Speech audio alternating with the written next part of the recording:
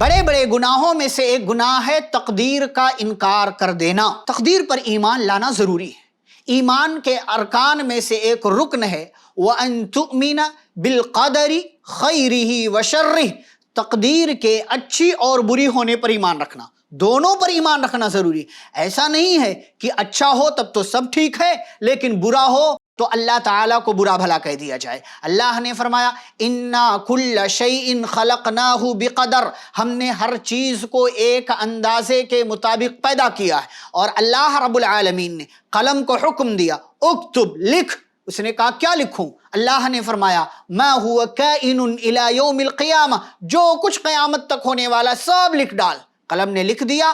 اللہ نے اپنے علم کے مطابق بندوں کی تقدیر لکھی ہے کہ بندہ دنیا میں ایسا کرنے والا ہے۔ اسی لیے پیارے نبی صلی اللہ علیہ وسلم نے فرمایا وَارْضَ بِمَا قَسَمَ اللَّهُ لَكَ تَكُنْ أَغْنَى النَّاسِ، جو اللہ نے مقدر میں لکھ دیا، جو اللہ نے ہمارے حصے میں رکھا ہوا ہے، فرمایا نبی نے اس سے راضی ہو جاؤ، کائنات کے سب سے مالدار انسان بن جاؤ گے۔ اگر کوئی تقدیر کا انکار کر دے گویا کہ اس نے کفر کا راستہ اختیار کیا، اور یہ وہ کفر ہے جو بڑا گناہ ہے۔